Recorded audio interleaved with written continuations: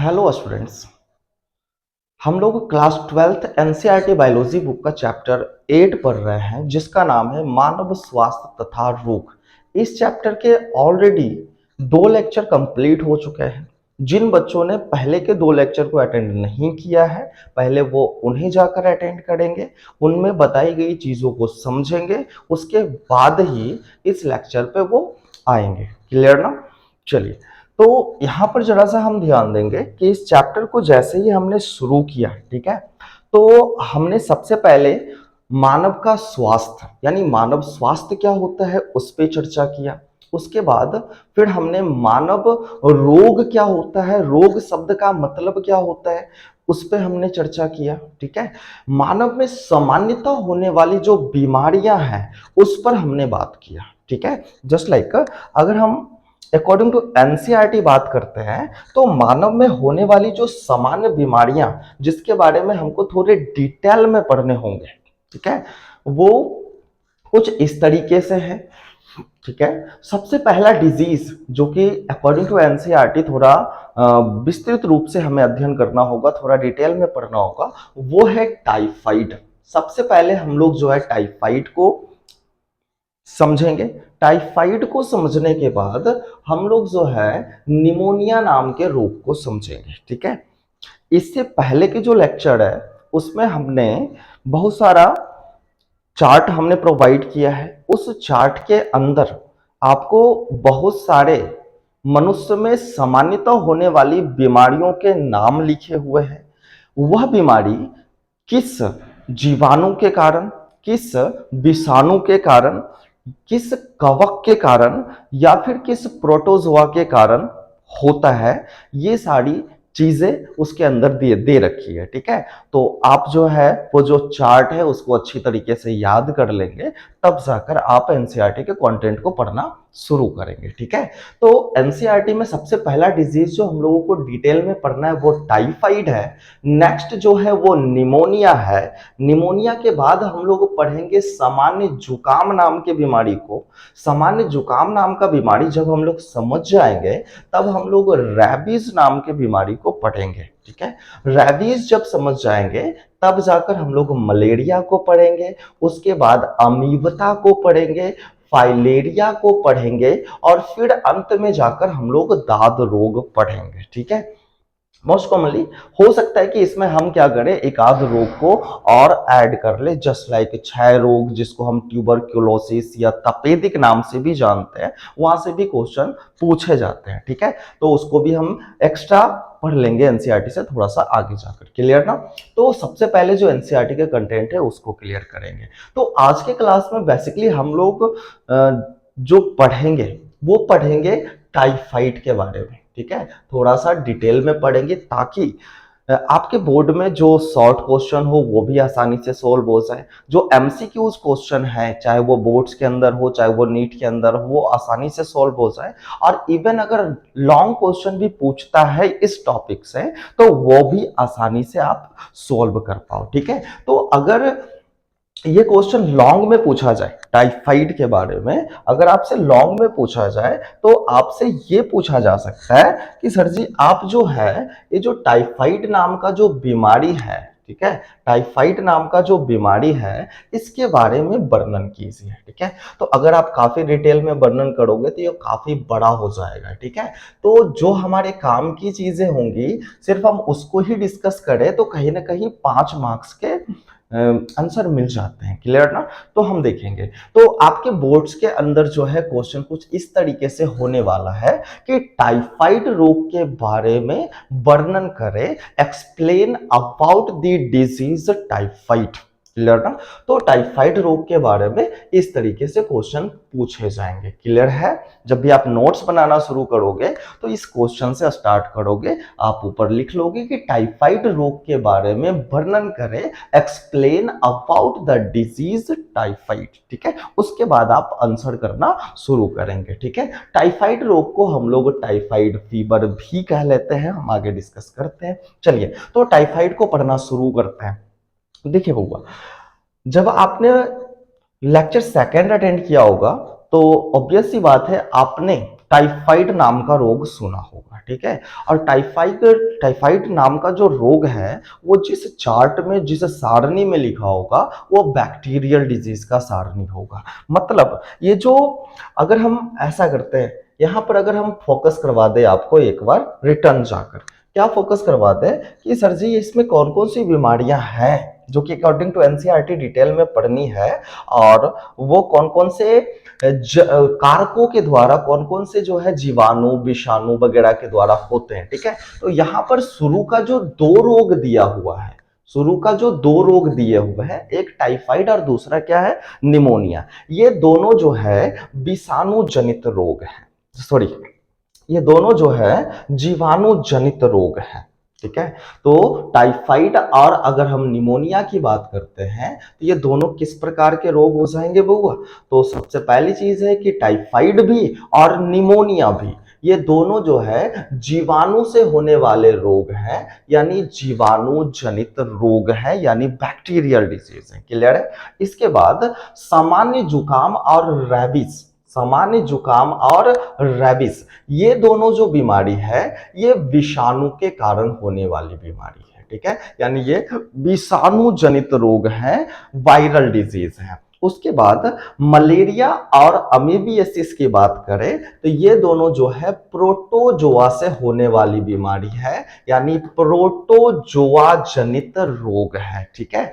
और अगर हम नीचे बात करें फाइलेरिया की, तो फाइलेरिया जो बीमारी है बुआ, ये जो होता है कृमि के कारण होता है, यानी ये कृमि जनित रोग है, हेलमिंथियल डिजीज है, ठीक है। इसके बाद अगर हम बात करें दाद रोग की, तो दाद रोग जो है ये कवक से होने वाली बीमारी है, ठीक है। तो एनसीईआरटी के अंदर क्या किया गया है कि हम लोगों को थोड़ा सा डिटेल में बताया गया है कि जीवाणु से होने वाला दो बीमारी के बारे में डिस्कशन हुआ है एनसीईआरटी के अंदर, विषाणु से होने वाले दो बीमारी के बारे में डिस्कशन हुआ है, प्रोटोजोआ से होने वाले दो बीमारियों के बारे में डिस्कशन किया गया है, और कृमि से होने वाले एक बीमारी के बारे में डिस्कशन किया गया है एनसीईआरटी के अंदर, और कवक से होने वाले एक बीमारी के बारे में डिस्कशन किया गया है, ठीक है। तो अकॉर्डिंग टू एनसीईआरटी, जो एनसीईआरटी की सीरीज है, एनसीईआरटी के थ्रू ही हम लोग जो है आगे पढ़ेंगे, ठीक है।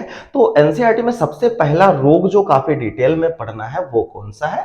टाइफाइड है। क्लियर है? तो यहां पर आपने देखा कि जो क्वेश्चन आपके बोर्ड के अंदर अगर 5 मार्क्स में पूछते हैं तो कुछ इस तरीके से क्वेश्चन होंगे, टाइफाइड रोग के बारे में वर्णन करना है। चलिए डिटेल में पढ़ना शुरू करते हैं। ये जो टाइफाइड रोग है, ठीक है, अगर हम इसकी इंट्रोडक्शन की बात करें, इसके परिचय की बात करें, तो टाइफाइड जो बीमारी है वह एक जीवाणु जनित रोग है, यानी बैक्टीरियल डिजीज है। जीवाणु जनित रोग है, यानी कैसा डिजीज है वो? बैक्टीरियल डिजीज है, जो कि आपको पहले से पता है कि जो टाइफाइड है वह बैक्टीरियल डिजीज है, यानी जीवाणु से होने वाला रोग है। सामान्यतः ऐसा देखा गया है कि 1 से लेकर 15 वर्ष के आयु के जो लोग होते हैं, 1 से 15 वर्ष के आयु के जो बच्चे होते हैं, उसमें टाइफाइड के केसेस ज्यादा आते हैं, ठीक है।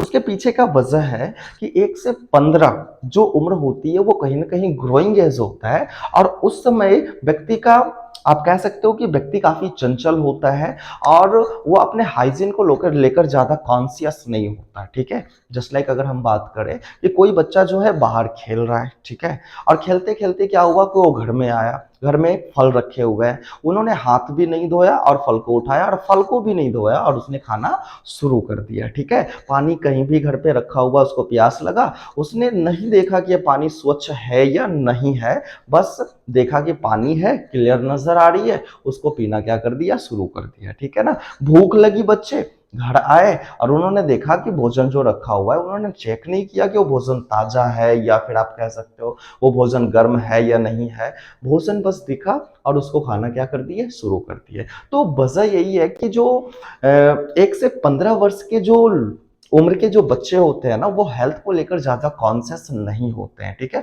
कौन सी चीज़ें हाइजीनिक है, कौन सी चीज़ें नॉन हाइजीनिक होती है, इनका उनको विशेष ज्ञान नहीं होता या फिर वो विशेष उस पे ध्यान नहीं देते हैं, ठीक है? जिसकी वजह से 1 से 15 वर्ष के आयु का जो व्यक्ति है, उसमें यह बीमारी ज़्यादा देखने को मिलती है। आपको ध्यान रखनी है, बोर्ड के अंदर, नीट के अंदर भी क्वेश्चन बन चुका है यहाँ से कि जो जो टाइफाइड रोग है, इस टाइफाइड रोग का क्या दूसरा नाम भी है? तो टाइफाइड रोग को जो है हम लोग आंतरीय बुखार भी कहते हैं, ठीक है? टाइफाइड रोग, टाइफाइड बुखार या फिर इसको आंतरीय बुखार भी कहा जाता है। आप इसको मियादी बुखार भी कह सकते हो। तो ये इंपॉर्टेंट है, ठीक है? ये वाली चीजें जो हमने बताया ये इंपॉर्टेंट है, मियादी बुखार, ठीक है? मियादी बुखार जिसको हम इंटेरिकस फीवर कहते हैं, बउआ क्या कहते हैं? इंटेरिकस फीवर कहते हैं, ठीक है? इंटेरिकस शब्द का प्रयोग हमेशा और हमेशा आंत के लिए किया जाता है, ठीक है? और ये जो बैक्टीरिया है ना, ये हमारे शरीर के अंदर प्रवेश करके हमारे आंत में संक्रमण करते हैं। तो आंत में गड़बड़ी के कारण, आंत में संक्रमण के कारण ये बीमारी उत्पन्न होती है। इसीलिए हम लोग जो है टाइफाइड को टाइफाइड बुखार भी कह लेंगे, आंतरीय बुखार भी कह लेंगे, या फिर इसको आप मियादी बुखार कह सकते हो, इंटेरिकस फीवर कह सकते हो, ठीक है? तो ये 3 चीजें आपके ध्यान में होना चाहिए इसके इंट्रोडक्शन में कि सर जी जो टाइफाइड है यह जीवाणु जनित रोग है। जो टाइफाइड है यह सामान्यतः 1 से 15 वर्ष के आयु के लोगों में ज्यादा देखने को मिलता है। जो टाइफाइड है इसे आंतरीय बुखार या फिर मियादी बुखार या इंटेरिकस फीवर भी कहा जाता है। चलिए, ये तो इंट्रोडक्शन हो गई। अब इस रोग के पीछे का कारण क्या है, क्या वजह है, कौन इस रोग को उत्पन्न करता है? तो इस रोग को उत्पन्न करता है एक बैक्टीरिया, एक जीवाणु जिसका नाम है साल्मोनेला टाइफी। एकदम रट्टा लगा के ये चीजें रखनी है, पूछते ही पूछते हैं बउआ, ठीक है? तो साल्मोनेला टाइफी नाम का क्या है? बैक्टीरिया है। और ये बैक्टीरिया जब आपके बॉडी के अंदर जाएगा तो ये टाइफाइड नाम के बीमारी को उत्पन्न करेगा, ठीक है? तो ये इंपॉर्टेंट नहीं, आप इसको मोस्ट इंपॉर्टेंट कह सकते हो कि टाइफाइड नाम का जो बीमारी है वो साल्मोनेला टाइफी नाम के बैक्टीरिया के कारण उत्पन्न होती है। चलिए ठीक है, अब सवाल ये उठता है कि ये जो साल्मोनेला टाइफी है ये हमारे बॉडी में आता कैसे है, ठीक है? तो ध्यान रखनी है आपको कि ये किसी न किसी साधन के द्वारा ही आता होगा, ठीक है? चाहे वो साधन हवा हो, चाहे वो साधन जल हो, चाहे वो साधन जो है भोजन हो, चाहे वो साधन जो है मिट्टी हो, तो कोई ना कोई मीडियम के द्वारा ही जो रोगजनक है वो हमारे बॉडी के अंदर आते हैं। ये स्पेशली जो साल्मोनेला टाइफी है, ये किस माध्यम के द्वारा, किसके साथ हमारे बॉडी के अंदर आते हैं, ठीक है? तो ये जो हमारे बॉडी के अंदर आते हैं बउआ, ये आते हैं किसके साथ? तो संदूषित जो भोजन है और संदूषित जो जल है, यानी कि वैसा भोजन जिसमें पहले से क्या है, ये बैक्टीरिया मौजूद है, तो वो स्वच्छ नहीं है ना, वो तो संदूषित हो गया। हाँ, ये ना, अगर कोई जल है और उस जल में पहले से यह बैक्टीरिया मौजूद है तो उसको स्वच्छ जल तो कहेंगे नहीं, उसको हम संदूषित जल कहेंगे, ठीक है? तो ये संदूषित जिसको हम कॉन्टामिनेटेड कहते हैं, तो ये कॉन्टामिनेटेड फूड और कॉन्टामिनेटेड वाटर, यानी कि वैसा भोजन जिसमें पहले से साल्मोनेला टाइफी नाम का बैक्टीरिया मौजूद है। आप देखो ये काफी खतरनाक दिखाई दे रहा है, ठीक है? आप यहाँ पर इस पिक्चर में देख सकते हो, ये साल्मोनेला टाइफी का जो है ना बैक्टीरिया का डायग्राम है, पिक्चर है, आप कह सकते हो, ठीक है? लुक है ये। तो ये बैक्टीरिया जो है अगर पहले से हमारे भोजन में मौजूद हो, पहले से जल में मौजूद हो, तो यह संदूषित जल के द्वारा, संदूषित भोजन के द्वारा हमारे बॉडी में प्रवेश करते हैं। आपको ये ध्यान रखनी है कि ये वायु के द्वारा, ठीक है, हमारे बॉडी में प्रवेश नहीं करते हैं, ठीक है? तो ये भोजन के द्वारा प्रवेश करते हैं, जल के द्वारा प्रवेश करते हैं। इतनी बात क्लियर है, ठीक है? तो अगर आपसे पूछे कि बताइए टाइफाइड रोग का वाहक कौन है, या टाइफाइड रोग जो है इसका संक्रमण कैसे होता है, तो आपको सिंपली आंसर करना है कि टाइफाइड रोग जो है वो संदूषित भोजन के द्वारा और संदूषित जल के माध्यम से हमारे बॉडी के अंदर प्रवेश करते हैं, ठीक है? अब देखिए, इधर हमने क्या किया, बॉडी को बनाया, यहाँ पर आपको स्पेशली जो है इंटेस्टाइन को दिखाया जा रहा है। आप एक तरह से कह सकते हो कि डाइजेस्टिव सिस्टम को दिखाया जा रहा है, ठीक है। अब होगा क्या, अगर हवा के द्वारा कोई भी कारक हमारे बॉडी में जाती है तो हमारे हमारे लंग्स में जाएंगे। अगर हवा के द्वारा जाते हैं तो वो हमारे फेफड़े में जाएंगे। लेकिन अगर हम भोजन खाते हैं तो भोजन कहाँ जाता है, वो तो हमारे आमाशय को होते हुए आमाशय में जाता है, आमाशय से होते हुए वह आंतों में जाता है और आंतों से फिर आगे की ओर बढ़ता चला जाता है, ठीक है। तो अगर हम भोजन लेते हैं, जल लेते हैं, तो वह हमारे पाचन तंत्र में प्रवेश करता है, ठीक है ना। हवा लेंगे तो वह श्वसन तंत्र में, हवा के द्वारा ये नहीं जाता है, किसके द्वारा जाता है, तो ये जाता है भोजन के द्वारा। तो भोजन के द्वारा जाएगा तो भोजन तो हमारे पाचन तंत्र से ही होकर गुजरेंगे, ठीक है। तो पाचन तंत्र यहाँ पर आपको दिखाया जा रहा है, ठीक है, पाचन तंत्र से ही होकर गुजरने हैं। अब ये देखो, भोजन आपने खाया, ऐसा भोजन खा लिया जिसमें पहले से ये बैक्टीरिया मौजूद है, ये जीवाणु मौजूद है, ठीक है। और तो वो भोजन को आपने खाया, चबाया और फिर आपने उस भोजन को निगला, ठीक है। उस भोजन को होते हुए बैक्टीरिया जो है पहले आपके आमाशय में गया, यानी कि आपके पेट में गया, और पेट के बाद ये गया कहाँ पर, तो ये गया आपका छोटी आंत में। ये जो अंदर में दिखाई दे रहा है ना, ये जो अंदर है, इसको हम क्या कह रहे हैं, छोटी आंत कह रहे हैं, ठीक है। तो ये छोटी आंत में चला जाता है, स्मॉल इंटेस्टाइन में चला जाता है। अब देखिए होता क्या है, होता यह है कि जब तक हम भोजन को चबा रहे होते हैं, ठीक है ना, तो हमारा जो सैलिवा है वो इस बैक्टीरिया को मारने का प्रयास करता है, ठीक है। तो अगर मर गया तो अच्छी बात है, लेकिन अगर हमारे सैलिवा ने, हमारे लार ने इसको डिस्ट्रॉय नहीं कर पाया तो फिर वो पीछे चले जाएंगे और फिर हमारा टॉन्सिल उस पर काम करेगा। अगेन टॉन्सिल से भी अगर ये बच गया तो हमारे अमाशय में चला जाएगा, और अमाशय में यानी पेट में होगा हाइड्रोक्लोरिक एसिड, जो कि काफी स्ट्रॉन्ग एसिड होता है, एक लोहे को कील को भी गलाने की क्षमता रखती है हमारा हमारे स्टोमिक का जो HCl होता है, ठीक है।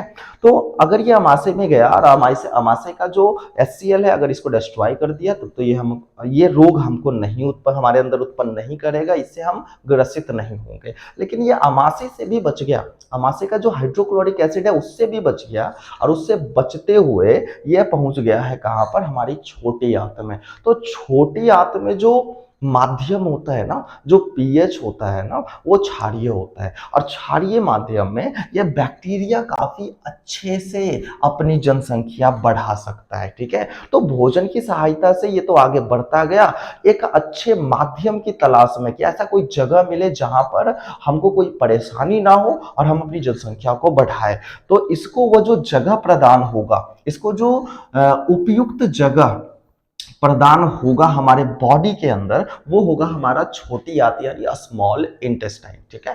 ये जो स्मॉल इंटेस्टाइन है, यहाँ पर क्या होंगे, ये पहुंचेंगे, यहाँ जो भी पीएच है, जो भी माध्यम है, उसमें ये अच्छे से ग्रो कर सकते हैं।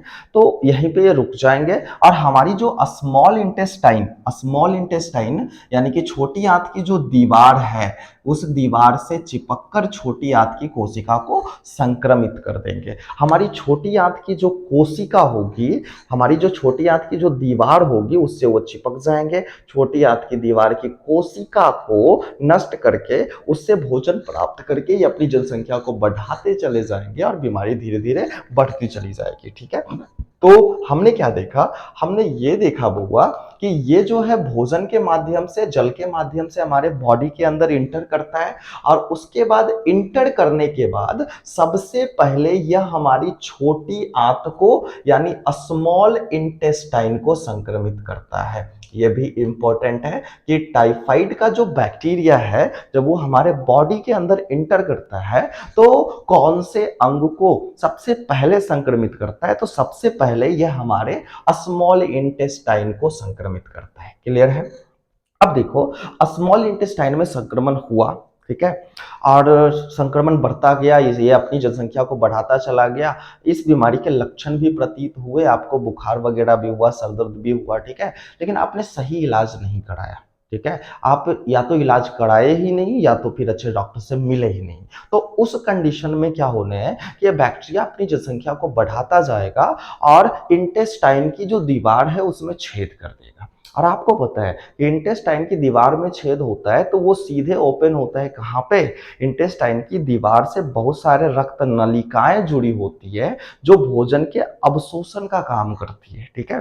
तो इंटेस्टाइन में छेद कर कर रक्त में चला जाएगा और रक्त को होते हुए सबसे पहले पहुंचेगा कहाँ पर? यकृत के पास। आपको पता है कि यहाँ पर जो है ना हमारा जो स्मॉल इंटेस्टाइन है वहां से भोजन रक्त में जाता है और रक्त से भोजन सबसे पहले हमारा जो लीवर है यानी कि हमारा जो यकृत है वहां पहुंचता है चेकिंग के लिए, ठीक है। तो ये पहुंच जाएगा किसके पास? लीवर के पास, ठीक है। फिर लीवर को संक्रमित करेगा और लीवर के बाद ये जो है अन्य अंगों को भी संक्रमित करना शुरू कर देगा, जिससे बीमार बीमार और अत्यधिक बीमार हम होते चले जाएंगे। और एक समय ऐसा भी आ सकता है कि प्रॉपर इलाज मिलने के बाद भी आप जो है ठीक ना हो पाए या व्यक्ति की जान नहीं बचाई जा सके, ठीक है। तो ऐसे बीमारियों के लक्षण को शुरू में ही पकड़ लेना और शुरू में ही एक उपयुक्त डॉक्टर से मिलकर उसका इलाज कराना ही समझदारी कहलाती है, ठीक है। तो यहाँ पर क्या हुआ कि अगर आपसे पूछे कि बताइए कि ये जो बैक्टीरिया है भोजन और जल के माध्यम से हमारे बॉडी के अंदर इंटर करते हैं तो हमारे शरीर के कौन से अंग को संक्रमित करेंगे? तो इस बैक्टीरिया से संक्रमित होने वाले जो अंग है, जो प्राथमिक रूप से जो अंग संक्रमित होते हैं वो छोटी आंत है। और छोटी आंत में जब संक्रमण काफी अत्यधिक बढ़ जाता है, छोटी आंत में छेद हो जाता है, तब जाकर यकृत एवं अन्य अंग भी संक्रमित होने लगते हैं, ठीक है। अब सवाल ये उठता है कि क्या अगर हमने अभी भोजन खाया और उस भोजन के अंदर ये बैक्टीरिया मौजूद है तो क्या जैसे ही वो बैक्टीरिया हमारे बॉडी के अंदर जाएगा इस रोग के लक्षण दिखने शुरू हो जाएंगे? नहीं, पहले ये आपके बॉडी के अंदर इंटर करेंगे एक प्रॉपर जगह जहां पर इसको अपने जीवन को अपनी कह सकते हो कि अपनी संतति को बढ़ाने में सुविधा हो, उस जगह की तलाश करेंगे और वो जगह इनको छोटी आंत में मिलेगा, ठीक है। छोटी आंत में ये क्या करेंगे? पहले अपनी जनसंख्या बढ़ाएंगे, ठीक है। छोटी आंत की कुछ कोशिकाओं को ये संक्रमित करके अपनी जनसंख्या बढ़ाना शुरू करेंगे। शुरुआत में इसके लक्षण पता नहीं चलेंगे, ठीक है। लेकिन जैसे ही ये आपके बॉडी के अंदर गया है उससे अगर 7 से 14 दिन के बीच में आप ऐसा पाओगे कि आज से अंदर गया है, ठीक है ना। आज आपने वैसा भोजन ग्रहण कर लिया या वैसा जल ग्रहण कर लिया जिसमें ये साल्मोनेला टाइफी का बैक्टीरिया है, ठीक है।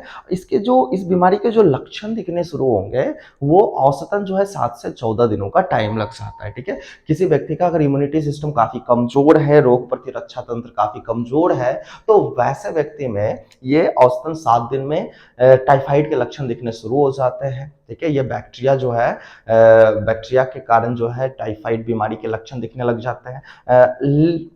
कुछ जिसका इम्यूनिटी सिस्टम जो है काफी बेहतर होगा वो 14 दिन का भी टाइम लग जाता है। तो औसतन हम मानते हैं कि इस बीमारी का जो उद्भव काल होता है, उद्भव काल मतलब क्या हो गया कि हमारे शरीर में जाने के बाद कितने दिनों के अंतराल में या औसतन कितने दिन में इस बीमारी के लक्षण प्रदर्शित होने वाले हैं। तो इस बीमारी का उद्भव काल क्या है? 7 से 14 दिनों का होता है। ये चीजें आपको ध्यान में रखनी है। तो हमने समझा कि हमने सबसे पहले इस डिजीज का इंट्रोडक्शन देखा, सबसे पहले हमने इस रोग का इंट्रोडक्शन देखा, ठीक है।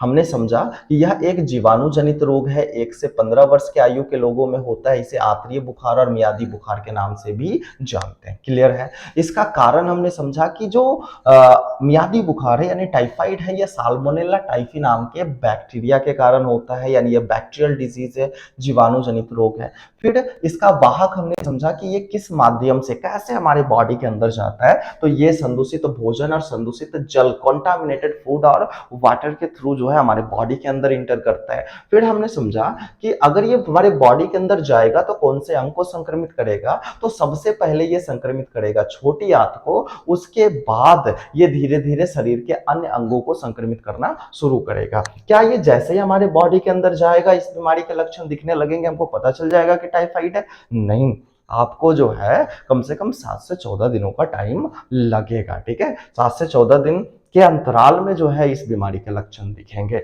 यानी कि इंटर आज हुआ है, लक्षण दिखेंगे 7 से 14 दिन के अंतराल में दिखेंगे, ठीक है। तो ये हो गए इसके इंक्यूबेशन पीरियड। अब सवाल ये उठता है कि हो सकता है कि हमने 1 सप्ताह पहले या 10 दिन पहले हमने ऐसा भोजन ग्रहण कर लिया था जिस भोजन में टाइफाइड का बैक्टीरिया यानी साल्मोनेला टाइफी मौजूद था, ठीक है। और अब टाइफाइड के लक्षण भी दिखने शुरू हो गए। तो क्या कौन कौन से लक्षण टाइफाइड के होते हैं, ठीक है। टाइफाइड जो बीमारी है इसमें कौन कौन से लक्षण देखने को मिलते हैं, तो देखो वो सबसे पहला लक्षण है इस बीमारी का, टाइफाइड का, कि उच्च बुखार बना रहेगा, हाई फीवर रहेगी, ठीक है। और बुखार की जो इंटेंसिटी होगी, याद रखनी है आपको ये इंटेंसिटी, ठीक है। एनसीईआरटी ने लिखा है कि उच्च बुखार, लगातार उच्च बुखार, सस्टेन्ड जो है हाई फीवर बना रहेगा लगातार। ऐसा नहीं है कि बुखार आया फिर उतर गया, फिर आया फिर उतर गया, फिर आया फिर उतर गया, ऐसा नहीं होता है। टाइफाइड में क्या होगा, अगर फीवर आने शुरू हुए हैं तो वो फीवर लगातार बना रहेगा और फीवर की जो इंटेंसिटी होगी वह 39 डिग्री सेल्सियस से लेकर 40 डिग्री सेल्सियस के आसपास। आपको पता होना चाहिए कि हमारे बॉडी का जो नॉर्मल टेम्परेचर होता है वो 37 डिग्री सेल्सियस होता है। इससे टेम्परेचर जो है ना थोड़ा बहुत तो अगर ऊपर नीचे होता है तो कोई ज़्यादा दिक्कतें नहीं आती। लेकिन अगर ये टेम्परेचर जो है ना 38 पे चला गया, 39 पे चला गया, ठीक है, 40 पे चला गया, तो समझ लो कि आपको क्या है, फीवर है। कहीं ना कहीं कोई बैक्टीरियल या वायरल डिजीज आपको उत्पन्न होने वाले हैं या हो गए हैं, ठीक है।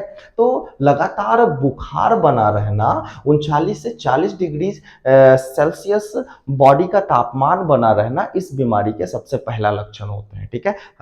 फिर से हम बता रहे हैं कि इस बीमारी का में जब बुखार आता है तो बुखार लगातार बने रहते हैं, अंतराल पे बुखार नहीं आते हैं, लगातार बुखार होते हैं, ठीक है। इसके अलावा आपने देखा होगा कि आपको कभी भी फीवर हुआ होगा ना, तो बुखार आया होगा ना, तो बुखार के साथ साथ जो सर दर्द है ये तो ऑटोमेटिक बाई प्रोडक्ट थिंग है। तो जाहिर सी बात है जितना तेज बुखार होगा उतना ज्यादा तेज क्या है, सिर दर्द होगा, ठीक है ना। नेक्स्ट, बुखार आया है, सिर दर्द है, आप जो है कमजोर, धीरे धीरे कमजोर होने शुरू हो जाओगे, कमजोरी हो जाएगी, ठीक है। चूंकि संक्रमण आपके आंत में हुआ है, ठीक है, और आंत कहाँ मौजूद होता है, तो हमारे उदर गुहा के अंदर। तो आपको लगेगा कि हमारे जो उदर है, यानी कि हमारा जो अमाशय वाला जो एरिया है वहां पर दर्द महसूस हो रहा है, उदरीय पीड़ा होनी शुरू हो जाएगी। बेसिकली वो उदरीय पीड़ा नहीं होता, वो आंतरीय पीड़ा होता है। आंत में छेद होने के कारण, आंत में संक्रमण होने के कारण दर्द उत्पन्न होता है, ठीक है। तो उदरीय या फिर आंतरीय पीड़ा होने लगता है, एब्डोमिनल या फिर इंटेस्टाइनल पेन होना शुरू हो जाता है, ठीक है। भूख लगने बंद हो जाते हैं धीरे धीरे, जो है ना आपको भूख कम लगेंगे, खाना कम खाओगे आप, ठीक है। तो इसी तरीके से कब्ज बना रह सकता है, कॉन्स्टिपेशन, ठीक है, होता है। एग्जैक्टली में क्या होता है कि जब हमारे आंत में संक्रमण होता है ना, तो संक्रमण के कारण हमारी जो आंतरीय गति है, जो हमारी आंत की गति है, वो कभी बढ़ जाती है और कभी घट जाती है, ठीक है। तो इस कंडीशन में क्या है कि जब आंतरीय गति बढ़ा तो उस कंडीशन में आपको लूज मोशन हो जाएगा, और आंतरीय गति यदि घटा, अब गति का क्या मतलब है, जो भोजन है इस आंत से होकर आगे की ओर जाता है, इसकी एक नॉर्मल स्पीड होती है। अगर नॉर्मल स्पीड से तेजी से अगर ये आंत में आगे की ओर घसक रहा है तो समझिए कि अवशोषण कम होगा, और जिसके कारण लूज मोशन होने शुरू हो जाएंगे। अगर धीरे धीरे जा रहा है, अवशोषण ज्यादा होगा और जो भोजन है वो रास्ते में ही कठोर हो जाएगा और व्यक्ति कब्ज से ग्रसित हो जाएगा, ठीक है। तो क्या है, इस बीमारी में कब्ज, कभी कभी तो ऐसा भी देखने को मिलता है कि कब्ज भी है और लूज मोशंस भी है, कभी कब्ज हो रहा है कभी लूज मोशंस हो रहा है। तो ये कैसे होते हैं, तो ये रिफ्लेक्स एक्शन है हमारे इंटेस्टाइन का, कि हमारा इंटेस्टाइन जब संक्रमित होता है ना तो वो खुद से अपनी गति को बढ़ा के घटा के वह जो भी बैक्टीरिया या वायरसेस होते हैं उसको बॉडी से बाहर, जो भी पैथोजन होते हैं उसको बॉडी से बाहर निकालने का प्रयास करती है, ठीक है। तो उसी दौरान हमारे इंटेस्टाइन, जो स्मॉल इंटेस्टाइन है, स्मॉल इंटेस्टाइन बेसिकली अंदर होंगे, ठीक है, जो स्मॉल इंटेस्टाइन है इसकी जो गति है वो कभी बढ़ जाती है, घट जाती है, जिसकी वजह से कभी कब्ज रहेगा या फिर कभी लूज मोशंस, दोनों एक साथ बने रहेंगे, ठीक है। आप खाना नहीं खा रहे हो, आपको किसी काम में मन नहीं लगेगा, आप जो है सुस्त रहोगे, पूरे दिन सुस्ती बनी रहेगी। आपके बॉडी में वो जो बैक्टीरिया ग्रो कर रहा है ना, तो बैक्टीरिया अपने ग्रोथ के दौरान अपने बॉडी से बहुत सारी उत्सर्जी पदार्थ, एक्सक्रेटरी प्रोडक्ट को सिक्रीट कर रहा है, और बैक्टीरिया के जो एक्सक्रेटरी प्रोडक्ट हैं, उत्सर्जी पदार्थ है, उसके कारण क्या है, आपके शरीर में पीड़ा रह सकती है, यानी कि पूरे देहात में, यानी पूरे बॉडी में क्या रहेगा, मसल्स में पेन रहेगा, तो पेशीय पीड़ा देखने को मिल सकता है। पेट एवं शरीर पर लाल धब्बे, आपने कभी ऐसा ऑब्जर्व किया होगा, आपने ऐसा कभी ऑब्जर्व किया होगा कि जब आप कुछ ऐसी स्थिति को लेकर डॉक्टर के पास जाते हो तो डॉक्टर क्या करता है कि वो पेट चेक करता है, ठीक है, वो पेट चेक करेगा, पीठ चेक करेगा, वो देखेगा कि कहीं आपके पेट पे या फिर पीठ पे या शरीर के किसी हिस्से में लाल लाल धब्बा तो नहीं है, ठीक है। तो बॉडी के ऊपर लाल लाल धब्बा का उपस्थिति भी कहीं ना कहीं जो है वह टाइफाइड रोग का एक लक्षण होता है, ठीक है। कुछ इस तरीके से बॉडी के ऊपर जो है लाल लाल धब्बा देखने को मिलेगा, ठीक है। तो पहले एब्डोमेन के ऊपर और फिर जाकर धीरे धीरे पूरे बॉडी में फैलने शुरू हो जाते हैं, ठीक है। नेक्स्ट, एकाग्रता में कमी, कोई भी जो है ना काम करने में मन नहीं लगेगा। मोस्ट इंपोर्टेंट, आपने ऐसा भी ऑब्जर्व किया होगा कि डॉक्टर जो है ना वो आपको जीभ निकालने के लिए कहता है, आपकी आंखें चेक करता है, ठीक है। तो जीभ जब निकालने के लिए कहता है ना तो वो बेसिकली जीभ के ऊपर वो कोटिंग चेक करता है कि क्या जीभ के ऊपर कोई परत तो नहीं बनी है। अगर जीभ के ऊपर व्हाइट परत बनी हुई है, देखिए यहाँ पर क्या है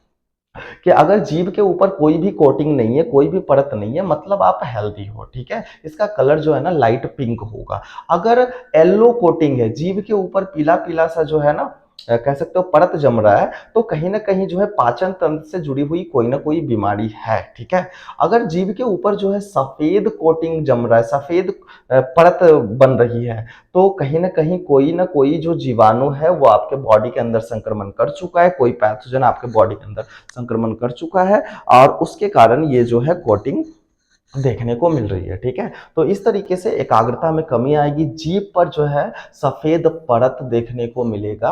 और फिर क्या है कि अगर आपने उस समय तक भी प्रॉपर इलाज नहीं कराया तो धीरे धीरे इंटेस्टाइन में छेद हो जाएगा, उसके बाद जो है रक्त में और फिर यकृत तक इसका संक्रमण पहुंच जाएगा, तो यकृत में सूजन आने की संभावना बनी रहती है। तो कभी कभी आपने ऐसा भी देखा होगा कि डॉक्टर क्या करता है कि इस तरीके की स्थिति को लेकर आप डॉक्टर के पास जाओगे तो वो पेट के यानी एब्डोमेन वाला जो हिस्सा होता है ना, जिधर लीवर होता है हमारा, उधर वो दबाकर चेक करता है, ठीक है, कि कहीं दर्द तो नहीं हो रही है। अगर आपको दर्द महसूस होती है तो आप कहते हो कि यहाँ पर पेन हो रहा है, तो वो समझ जाता है डॉक्टर कि इसके ये जो यकृत है उसमें सूजन आ गई है, ठीक है। तो जो लीवर है और जो पलीहा जिसको स्प्लीन कहते हैं, लीवर को हम लोग यकृत हिंदी में कह लेते हैं, यानी यकृत को लीवर कहेंगे और पलीहा को क्या कहेंगे, स्प्लीन कहेंगे, ठीक है। ये वही अंग है जो अमाशय के पीछे छोटा सा होता है ऊपरी साइड में, और इसको जो है ना हम लोग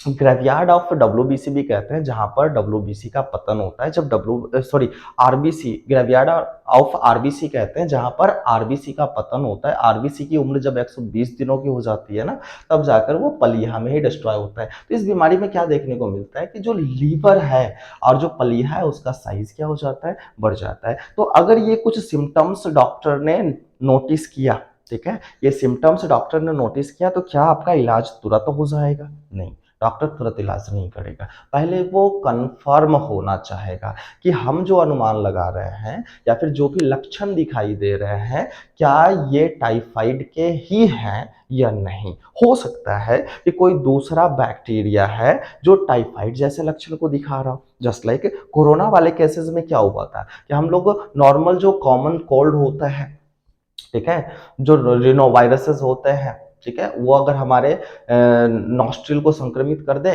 तो कॉमन कोल्ड, सर्दी खांसी जैसी स्थिति खड़ी हो जाती है, नाक का बहना जैसी स्थिति खड़ी हो जाती है, ठीक है। तो अगर हम इसको इग्नोर कर देते हैं तो क्या जो कोरोना है उसका पता चलता है? नहीं ना, क्योंकि जो कॉमन कोल्ड के लक्षण है वही लक्षण किसके होते हैं, कोरोना के लक्षण होते हैं। तो टेस्टिंग जरूरी होती है। ये चीज ध्यान रखना है कि कोई भी डॉक्टर होता है ना, वो उसकी दो जिम्मेदारी होती है।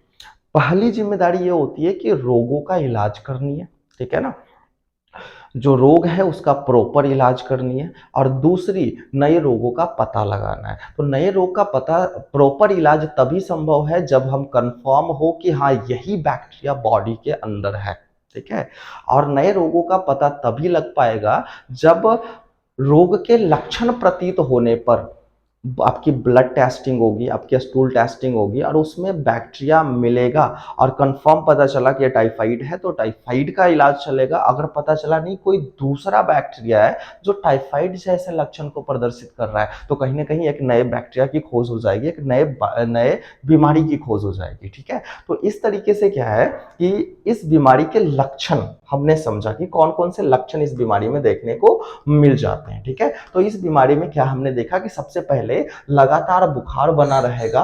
बुखार की इंटेंसिटी जो है 39 डिग्री सेल्सियस से लेकर 40 डिग्री सेल्सियस के आसपास होगा। सर में काफी तेज क्या है दर्द होने हैं। ठीक है, उसके बाद बॉडी पूरा कमजोर रहेगा, सुस्ती बनी रहेगी, कॉन्स्टिपेशन कब्ज बना रहेगा, पूरा बॉडी देखिए यहाँ पर सुस्त हो रखा है। ठीक है, भूख नहीं लगेगा, खाना खाने का मन नहीं करेगा, बॉडी के ऊपर जो है लाल लाल धब्बे देखने को मिल सकते हैं। ठीक है, इसके अलावा जीभ के ऊपर जो है व्हाइट कोटिंग देखने को मिल सकते हैं। लीवर और जो पलीहा है, लीवर और जो स्प्लीन है, इसके साइज में इनलार्जमेंट देखने को मिल सकती है। तो ये कुछ ऐसे लक्षण है जो कहीं ना कहीं क्या है टाइफाइड बीमारी को सूचित करता है। एक चीज ध्यान रखिएगा बुआ, यहाँ पर जो भी चीजें लिखा हुआ है ये बीमारी नहीं है, ये बीमारी के लक्षण है। ठीक है ना, बुखार का आना, सर में दर्द होना, कमजोरी होना, भूख ना लगना, ये बीमारी के लक्षण है। ठीक है, और लक्षण जो है अलग अलग बीमारियों के, अलग अलग बीमारियों में कुछ चीजें कॉमन हो सकती है। जस्ट लाइक अगर हमको निमोनिया है तो उस वक्त भी फीवर देखने को मिलेगा। ठीक है, अगर हमको टाइफाइड है उस वक्त भी फीवर देखने को मिलेगा। ठीक है, कॉमन कोल्ड है उस वक्त भी हेडेक देखने को मिलेगा। ठीक है, तो ये बीमारी नहीं है, ये बीमारी के लक्षण है। और लक्षणों को क्या करता है, सिम्टम्स को एक डॉक्टर जो है समझता है। इसमें कुछ चीजें आप खुद बताते हो कि बुखार रहता है, सिर दर्द रहता है, कमजोरी रहता है, और कुछ चीजें डॉक्टर पूछता है कि क्या भूख लगता है या नहीं लगता है, पेट उठा के दिखाओ, पीठ में दिखाओ, लाल धब्बे हैं या नहीं है, जीभ निकाल के दिखाओ। तो कुछ चीजें डॉक्टर खुद पता करता है, कुछ चीजें आप बताते हो। ठीक है, तो जो आप डॉक्टर जो पूछ रहा है आपसे, ठीक है, या डॉक्टर को जो आप बता रहे हो वो बीमारी के लक्षण होते हैं। क्लियर है, तो हमने देख लिया कि टाइफाइड में कौन कौन से लक्षण कॉमनली देखने को मिलता है। अब थोड़ा सा आगे चलते हैं कि डॉक्टर ने जब यह लक्षण को देखा तो उसको ये अनुमान लगा। ठीक है, उनको लगा कि ये जो लक्षण है ये कहीं ना कहीं टाइफाइड के लक्षण है। तो वो क्या करेंगे, वो टेस्ट लिखेंगे। ठीक है, बिना टेस्ट का इलाज शुरू नहीं होता बुआ। ठीक है, तो टेस्ट लिखेंगे। अब इसमें टेस्ट कौन से लिखेंगे, जो डॉक्टर टेस्ट नहीं कर रहा है ना, तो कहीं ना कहीं वैसे डॉक्टर के पास जाने से बचिए बुआ। ठीक है, क्योंकि जब तक कंफर्म नहीं हो जाता कि हाँ जिस बीमारी का अनुमान लगा रहे हैं वही बीमारी है, कोई दूसरा बीमारी नहीं है, जिस बैक्टीरिया का अनुमान लगाया जा रहा है वही बैक्टीरिया है, कोई दूसरा बैक्टीरिया नहीं है, तब तक जो है दवा खानी बेवकूफ़ी होती है। ठीक है, तो एक जो समझदार डॉक्टर होगा वो विडाल टेस्ट लिखेगा। एकदम ध्यान रखना है कि जो टाइफाइड है इसका जो कंफर्मेटरी टेस्ट है वो विडाल टेस्ट है। इसमें क्या करते हैं, आपका ब्लड लेते हैं, इसमें आपका क्या लिया जाता है, ब्लड लिया जाता है, और ब्लड में जो है एंटीबॉडी को चेक किया जाता है। ब्लड में एंटीबॉडी को चेक किया जाता है कि साल्मोनेला टाइफी अगर आपके बॉडी के अंदर गया है तो क्या आपके बॉडी ने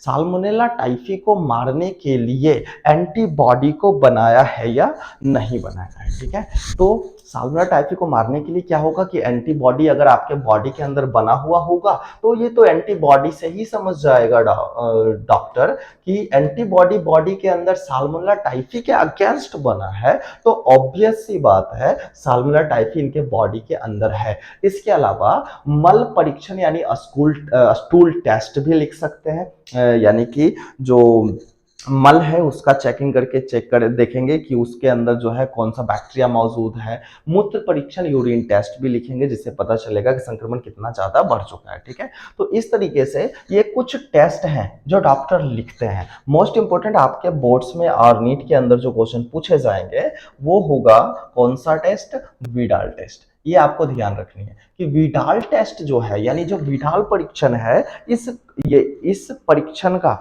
कब कराया जाता है। ठीक है, तो विडाल परीक्षण जो है टाइफाइड का पहचान करने के लिए किया जाता है, साल्मोनेला टाइफी को डिटेक्ट करने के लिए किया जाता है। यानी टाइफाइड के टाइफाइड में जो परीक्षण कराते हैं वो कौन सा परीक्षण होता है? विडाल टेस्ट होता है। इसके अलावा जो है मल परीक्षण यानी स्टूल टेस्ट भी लिख देते हैं और मूत्र परीक्षण यानी यूरिन टेस्ट भी लिख दिए जाते हैं। ठीक है, तो इस तरीके से आप यहाँ देख रहे हो कि विडाल टेस्ट के लिए आपका ब्लड लिया जाएगा, स्टूल टेस्ट के लिए आपका मल लिया जाएगा और फिर यूरिन टेस्ट के लिए मूत्र लिया जाएगा और टेस्ट करेंगे। ये तीनों चीजों को टेस्ट करके कंफर्म होएंगे कि हाँ आपके बॉडी के अंदर साल्मोनेला टाइफी ही है। ठीक है, और जब डॉक्टर के पास रिपोर्ट आया और कंफर्मेटरी रिपोर्ट आया कि हाँ तीनों चीजों में एक ही चीज दिखाया जा रहा है कि इनके बॉडी के अंदर साल्मोनेला टाइफी ही है और उसी की वजह से इनको परेशानी है, ठीक है, तब जाकर डॉक्टर कंफर्म हुआ कि ये टाइफाइड का केस है और टाइफाइड का इलाज करना चाहिए। तो टेस्ट जैसे ही पॉजिटिव आती है तो अब जाकर आपका इलाज होना शुरू होगा। देखिए टेस्ट जो है ना, एक तो एक्यूरेट बीमारी को भी बताती है और उसके बाद बीमारी की इंटेंसिटी को बताती है कि बीमारी कितना अत्यधिक आगे निकल चुका है, कितना अत्यधिक बढ़ चुका है। ठीक है, तो हर एक बीमारी का जो है ना मोस्ट कॉमनली 3 स्टेज होता है, स्टेज फर्स्ट, सेकेंड और थर्ड। स्टेज फर्स्ट शुरुआती स्टेज होता है, ठीक है, जहां पर मेडिसिन कम लेने पड़ते हैं, मेडिसिन के डोजेस कम होते हैं। सेकेंड में थोड़ा सा डोज बढ़ जाता है, थर्ड में काफी अत्यधिक डोज लेना पड़ता है। ठीक है, तो यहाँ पर देख लीजिए कि अब इसका ट्रीटमेंट होगा। तो ट्रीटमेंट जो है हमेशा ध्यान रखनी है एक चीजों को एकदम गांठ बांध लीजिए कि अगर आपको बैक्टीरियल डिजीज हुआ है, बैक्टीरियल डिजीज हुआ है, बैक्टीरियल डिजीज का मतलब क्या? जीवाणु जनित रोग हुआ है। तो जीवाणु को मारने का एक ही तरीका है, ठीक है, जीवाणु को खत्म करने का, जीवाणु के वृद्धि को रोकने का एक ही तरीका है कि आप जो है जीवाणु के वृद्धि करने वाले रसायन का उपयोग करो। और जीवाणु के वृद्धि को रोकने वाला जो रसायन है उसको हम प्रतिजैविक कहते हैं। क्या कहते हैं? प्रतिजैविक कहते हैं। तो अगर आपसे पूछे कि ये प्रतिजैविक या एंटीबायोटिक्स, ये नाम तो आपने सुना ही होगा, एंटीबायोटिक्स दवाएं होती है, मेडिसिन होती है, औषधि होती है। तो प्रतिजैविक वैसे रसायन होते हैं जो जीवाणु के विकास को रोकते हैं या जीवाणु को मारने का कार्य करते हैं। तो ऑब्वियस सी बात है कि ये कंफर्म पता चल गया कि आपके बॉडी के अंदर साल्मोनेला टाइफी बैठा हुआ है। ठीक है, वही क्या कर रहा है, आपके शरीर में संक्रमण करके बैठा हुआ है, आप बहुत परेशान हो रखे हो। तो उस साल्मोनेला टाइफी नाम का जो बैक्टीरिया है उसके वृद्धि को रोकना है, फिर उसके बाद उसको धीरे धीरे मार देना है। जब वो खत्म हो जाएगा, साल्मोनेला टाइफी खत्म हो जाएगा, तो ऑब्वियस सी बात है बीमारी ऑटोमेटिकली खत्म हो जाएंगे। ठीक है, तो हमेशा क्या है ना कि कारण पे काम किया जाए तो अच्छा लगता है। तो इस बीमारी का जो कारण है वो है साल्मोनेला टाइफी, और जब कारण को हम खत्म कर देंगे तो बीमारी ऑटोमेटिकली क्या हो जाएगी? खत्म हो जाएगी। तो ये चीजें आपके ध्यान में होने चाहिए कि जीवाणु जनित जो भी रोग होंगे ना, जो भी बीमारी जीवाणु से होने वाला है, उसके इलाज में डॉक्टर जो है एंटीबायोटिक मेडिसिन का यूज करते हैं, प्रतिजैविक औषधियों का यूज करते हैं। ठीक है, मार्केट के अंदर जो है ना बहुत सारे मेडिसिन, बहुत सारे एंटीबायोटिक्स अवेलेबल है, फिर भी उसमें लिमिटेड ही एंटीबायोटिक्स ऐसे हैं जो सस्ते दर पे मिलते हैं, कम दामों में मिलते हैं। बाकी कुछ एंटीबायोटिक्स ऐसी है जिसको लास्ट स्टेज में देना पड़ता है और उनकी दाम काफी अत्यधिक होते हैं। ठीक है, हम एंटीबायोटिक मिसयूज पे भी बात करेंगे। फिलहाल हम यहाँ पर ये समझते हैं कि इस बीमारी का इलाज डॉक्टर अब कैसे करेगा। तो डॉक्टर करेगा एंटीबायोटिक मेडिसिन की सहायता से इस बीमारी को ठीक है। अब देखते हैं यहाँ पे कौन कौन सी एंटीबायोटिक्स मेडिसिन मार्केट के अंदर अवेलेबल है अभी के टाइम में। ठीक है, तो मार्केट के अंदर जो है सिप्रोफ्लॉक्सासिन नाम का एंटीबायोटिक केमिकल अवेलेबल है, ओफ्लॉक्सासिन नाम का एंटीबायोटिक केमिकल अवेलेबल है। मोस्ट कॉमन है, ये सब जगह मिल जाते हैं, सारे मेडिकल स्टोर में मिल जाते हैं। सेफ्टीरियाजोन नाम का एंटीबायोटिक्स मेडिसिन अवेलेबल है, एजिथ्रोमाइसिन नाम का मेडिसिन अवेलेबल है, सीफोटैक्सिम हो गया, क्लोरोफेनिकोल हो गया, ऐसे ऐसे बहुत सारे एंटीबायोटिक्स मेडिसिन है जिसका उपयोग जीवाणु जनित रोगों के उपचार में किया जाता है। ठीक है, तो जाहिर सी बात है ये भी जीवाणु से होने वाला बीमारी है, तो इसी में से कोई रसायन को चुनेंगे डॉक्टर और उसका एक प्रॉपर डोज आपको देने को कहेंगे, ठीक है। तो जो टाइफाइड नाम का बीमारी है वह प्रतिजैविक औषधियों यानी कि जो एंटीबायोटिक मेडिसिन होते हैं इसके उपयुक्त खुराक द्वारा इस रोग का क्या किया जाता है, उपचार किया जाता है। अब ये उपयुक्त खुराक क्या होता है? उपयुक्त खुराक मतलब डोज, कि कितने डोज लेने हैं, कितने टाइम मेडिसिन आपको लेने हैं, ठीक है। तो मोस्ट ऑफ द केस में क्या हो जाता है, ठीक है, देखो जस्ट लाइक कभी कभी आप देखते हो ना कि डॉक्टर क्या करता है कि आपको एक इंजेक्शन लेने, 1 ग्राम के इंजेक्शन एक बार लेना है, दिन भर में एक बार लेना है।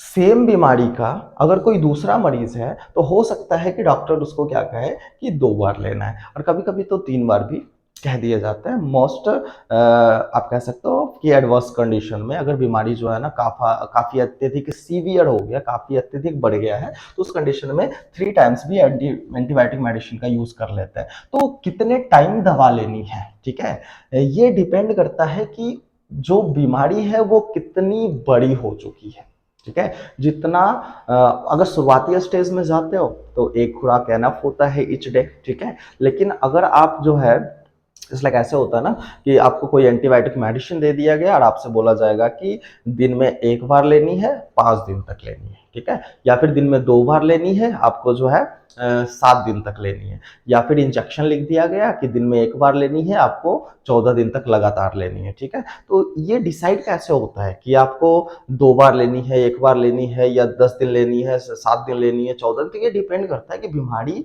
की इंटेंसिटी कितनी है, ठीक है, सिवियरिटी कितनी है। जितना ज्यादा सीवियर होगा उतना ज्यादा डोजेज होंगे, ठीक है। शुरुआती स्टेज में चले गए तो सिंगल डोज ही एनफ होता है, ईच डे सिंगल डोज। लेकिन अगर आप सेकेंड स्टेज में गए तो डबल डोज ईच डे होगा, ठीक है।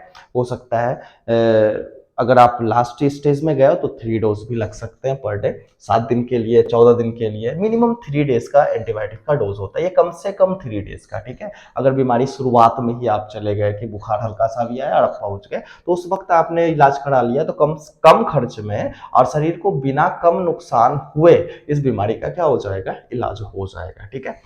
तो ये कुछ एंटीबायोटिक्स मेडिसिन है जस्ट लाइक मार्केट में आसानी से अवेलेबल है बुक का, ठीक है। आप देख लो यहाँ पर इमेज के थ्रू भी हम दिखाने का प्रयास किए है कि कुछ इस तरीके के, देखो यहाँ पर आप लोग ऐसा देखते हो ना, मेडिसिन मेडिसिन का यहाँ पे नाम लिखा होता है, ठीक है। जैसे यहाँ पर लिखा हुआ है फ्लॉक्सिप 500, ये वो नाम है जो कंपनी रखती है, ठीक है ना।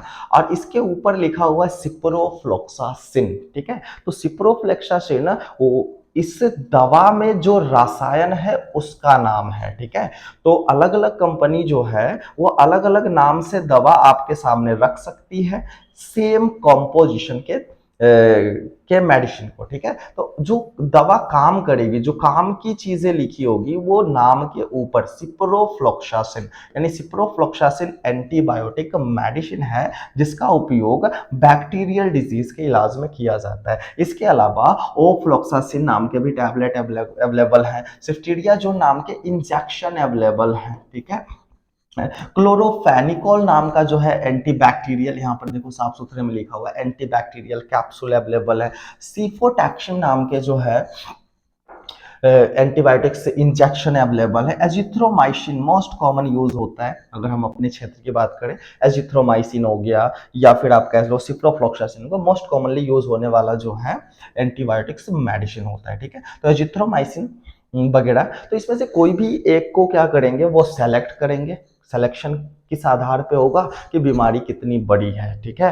तो वो कोई एक एंटीबायोटिक मेडिसिन को चूज करेंगे, फिर उसको बताएंगे कि दिन में कितनी बार लेनी है और फिर बताएंगे वो कितने दिनों तक लेनी है, तब ये बीमारी ठीक होनी है। तो डॉक्टर जैसे बताए वैसे आप चलोगे, ये बीमारी ठीक हो जाएगी, ठीक है। तो ये बात हमने किया कि टाइफाइड का उपचार कैसे किया जाता है। चलिए थोड़ा सा आगे चलते हैं। अब यहाँ पर हम ये चीजों को समझने का प्रयास करेंगे कि ये बीमारी हो ही ना, ये बीमारी हो ही ना, हमको डॉक्टर के पास जाने का जरूरत ही ना पड़े, हमको डॉक्टर के पास जाने का जरूरत ही ना पड़े, ठीक है। और डॉक्टर से इलाज कराने की जरूरत ही ना पड़े, ठीक है, पैसे खर्च करने की जरूरत ही ना पड़े। तो इसके लिए क्या करेंगे हम लोग, ठीक है, इसके लिए क्या करेंगे, क्या ऑप्शन है हमारे पास, क्या उपाय है हमारे पास, ठीक है। तो हमारे पास उपाय है, ठीक है, कि अगर आप चाहते हो कि इस बीमारी से बचे रहें, इसके बचाव में ठीक है। तो अगर आप इस बीमारी से बचे रहना चाह रहे हो तो आप सिंपली क्या करोगे, सिंपली अपने हाइजीन को मेंटेन करोगे। ठीक है। अगर आपको ऐसा लग रहा है कि हमारे गांव में एक दो जो है ना टाइफाइड के केसेस आ चुके हैं, तो आपको तुरंत जो है टैब वैक्सीन लगवा लेनी है। ठीक है। तो सबसे पहला जो है बचाव का तरीका क्या है, बचाव का सबसे पहला तरीका क्या है, प्रिवेंशन का सबसे पहला तरीका क्या है कि टैब नाम की वैक्सीन अवेलेबल है। ठीक है। यह वैक्सीन है, टैब नाम की जो है वैक्सीन अवेलेबल है। इस वैक्सीन को हम लगवा लेंगे तो टाइफाइड का जो बैक्टीरिया है वो बॉडी के अंदर इंटर तो करेगा लेकिन वो ग्रो नहीं कर पाएगा, क्योंकि पहले ही हमारे बॉडी के अंदर एंटीबॉडी जनरेटेड होंगे। ठीक है। तो ये टैब नाम का वैक्सीन लगवा लेनी है। उसके बाद क्या करना है, उसके बाद जब भी आप भोजन ग्रहण कर रहे हो, जब भी आप भोजन ग्रहण कर रहे हो तो गर्म भोजन को ग्रहण करोगे, पानी को उबाल कर पियोगे, जो कच्ची साग सब्जियां जो आप खाते हो उसको अच्छी तरीके से धोकर खाओगे। जब भी आप भोजन करने बैठते हो तो आप अच्छी तरीके से क्या करोगे, अपने हाथ को हैंड वॉश से या एंटीसेप्टिक जो भी हैंड वॉशेज होते हैं उससे आप धो लोगे। ठीक है। आप शौच करने जा रहे हो तो शौच के बाद हाथ को काफ़ी अच्छी तरीके से एंटीसेप्टिक्स लिक्विड्स वगैरह मार्केट के अंदर काफ़ी अच्छे से अवेलेबल है, अच्छी अच्छी कंपनी के अवेलेबल है। ठीक है। उससे धो लेंगे। और मोस्ट इंपॉर्टेंट ये हो जाता है कि जब आप कहीं बाहर जाते हो, ठीक है, आपको होटलों में खाने की ज़रूरत पड़ती है, तो उस समय हमेशा ध्यान रखिएगा कि होटल में आप कहाँ बैठकर खाओगे ये मायने नहीं रखता। मायने ये रखता है कि उस होटल का किचन में व्यवस्था कैसी है, क्या वहाँ पर हाइजीन मेंटेन किया गया है या नहीं, भोजन बनाते वक्त जो है साफ सफाई का ध्यान रखा गया है या नहीं। तो जब भी आप किसी होटल में जाते हो तो एक बार जरूर किचन पे नज़र डाल लो। ठीक है। अगर वहाँ पर साफ सफाई की व्यवस्था अच्छी देखने को मिले तो आप वहाँ भोजन ऑर्डर करो, अन्यथा आप वैसे होटलों में खाने से बचो जहाँ पर हाइजीन मेंटेन नहीं किए जाते, जहाँ पर साफ सफाई का ध्यान नहीं रखा जाता है। आप इतनी चीज़ों को ध्यान में रखोगे तो इस बीमारी से क्या रहोगे, बचे हुए रहोगे। ठीक है। एनसीईआरटी ने क्या किया है कि ये जो डिजीज है इससे रिलेटेड आखिरी में एक लाइन लिखा है कि टाइफाइड मैरी, ठीक है, टाइफाइड मैरी एक लेडी का नाम है। ठीक है। टाइफाइड मैरी एक लेडी का नाम है, ये लेडी है। आप देखो इसमें दिखाई दे रहा है कि ये भोजन पका रही है, अपने हाथों से पका रही है और इसके हाथ में कंकाल दिखाए जा रहे हैं।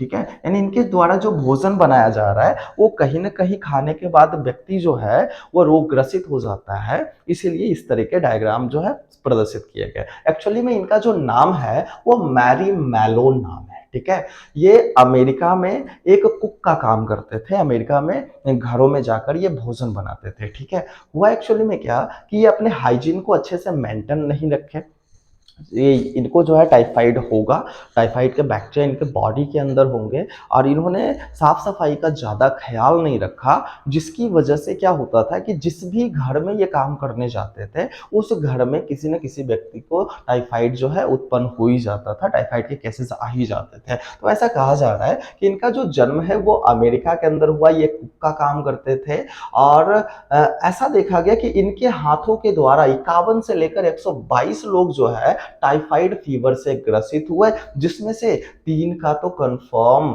डेथ भी हो गई, मृत्यु भी हो गई थी। ठीक है। तो यहाँ से क्वेश्चन पूछेंगे कि ये जो टाइफाइड मैरी है इसका रियल नेम क्या है, तो इसका रियल नेम मैरी मैलोन है। अमेरिका के ये निवासी थे, ये अमेरिका में एक रसोइया का काम करते थे, घरों में जाकर भोजन बनाते थे, ये हाइजीन को ज्यादा मेंटेन नहीं रखते थे, जिसकी वजह से जिस घर में भी इन्होंने भोजन बनाया उस घर में किसी न किसी व्यक्ति को टाइफाइड हुआ ही। ठीक है।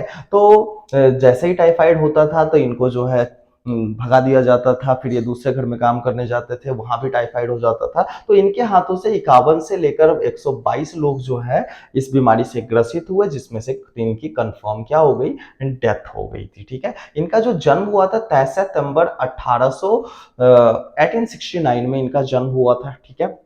यूनाइटेड किंगडम के अंदर, यूके के अंदर। और इनकी जो मृत्यु हुई वो 11 नवंबर 1938 में इनकी डेथ हो गई थी। ठीक है। और डेथ जो है वो कहीं ना कहीं इनका जो है वो टाइफाइड से ही हुआ। ठीक है। इनका डेथ किससे हुआ, टाइफाइड से हुआ कि जब ये धीरे धीरे बूढ़ी होती चली गई तो इनका इम्यूनिटी सिस्टम जब कमजोर हुआ तो इनके अंदर का जो टाइफाइड बैक्टीरिया मौजूद था, टाइफाइड साल्मोनेला टाइफी, वो इनके शरीर पे हावी हो गया और कहीं ना कहीं क्या हो गया कि ये भी इस बीमारी से ग्रसित हुए और इनकी क्या हो गई, डेथ हो गई। ठीक है। तो कुछ इस तरीके से तो ये याद रखना है टाइफाइड मैरी के बारे में। इनका बहुत सारा नाम है, टाइफाइड मैरी भी कह लेते हैं, मैरी मैलोन इनका वास्तविक नाम है, इनको मैरी ब्राउन भी कहा जाता है, इसको टाइफाइड मैरी भी कह लेते हैं। ठीक है, तो इनके अदर्स नेम्स भी आप अपने ध्यान में रखोगे, इनके बारे में स्पेशली क्वेश्चन पूछ लेते हैं कभी कभी। चलिए ठीक है, अब सवाल ये उठता है, ठीक है, कि कौन से ऐसे जगह है जहां पर टाइफाइड के केसेस ज्यादा देखने को मिलते हैं। तो हमने थोड़ा छानबीन किया, तो हमें कुछ ऐसे रिपोर्ट्स मिले कि होता एग्जैक्टली में क्या है कि वैसा कोई भी जगह पूरे वर्ल्ड में, ऐसा कोई भी जगह जिस संसार के या फिर